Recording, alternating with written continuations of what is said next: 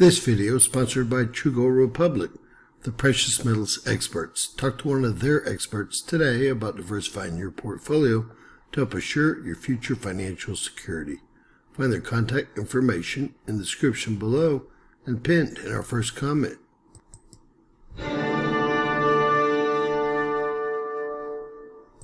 James Kaufman, World News Report today, June 24th, 2024. God bless you and yours, no matter where you are in the world. Please subscribe, give us a thumbs up, ring that bell for critical future updates.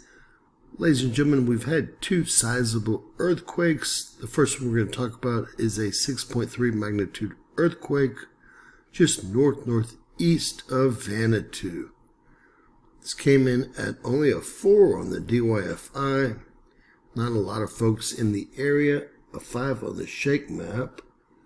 And the depth was said to be 156.7 kilometers per the USGS. Now I say we have a couple of earthquakes I want to take a look at. The USGS says that this earthquake is a 5.3. However, the Indonesian government and modeling station there says it's a 6.0.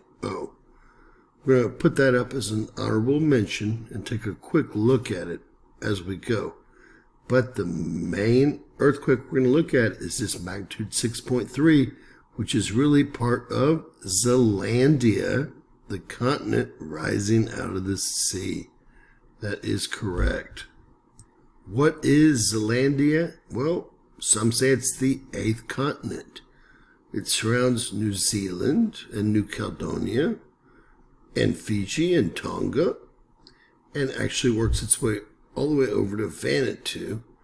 Now, we have New Zealand currently making a land grab, or trying to make a land grab, on the shallow parts of this continent, and they're calling it their continental shelf. To have a continental shelf, you have to be a continent. Is New Zealand a continent? I'll leave that up to the world government, who's making a decision on that request currently.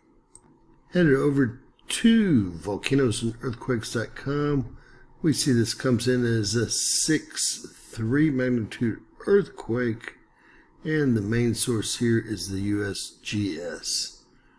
And we're going to get some detailed information on that right now, but first off, it's on a plate tectonic boundary where several tectonic boundaries are, trying to form, etc.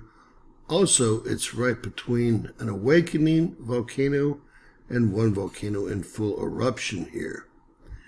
Now, this is our honorable mention. It does come in as a 6.0, but only from the Indonesian government. Everyone else said it was closer to a 5.3 or 5.4 magnitude earthquake. So this is going to be the last time we mention that earthquake, but I did want to point it out. Over to volcanodiscovery.com, we see we have a 6.3 magnitude earthquake northeast of Vanuatu. Getting some detailed information, our primary source of data is the USGS, 6.3 confirmed, and 2.7 atomic bombs worth of energy were released with this earthquake. So it was a decent sized earthquake. They are saying very strong. Taking a look at that 6.3 magnitude earthquake, we have a lot of information that's similar here.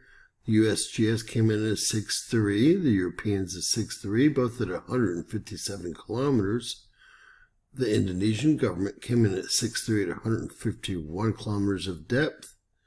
We have the French coming in at 6.1, which is very huge for the French, at a depth of 179 kilometers. We have a 6.4 per the Italians at a depth of 156 kilometers, a 6.3 per the Germans, and the Australians also came in at a 6.3. They're all around that 160 kilometers of depth, except for the French that came in closer to 180 kilometers of depth. Headed over to the National Buoy Data Center, Now, there was no tsunami warning associated with this earthquake. However, I wanted to take a look because of where it was and how strong it was. So we see no buoys in event mode, period.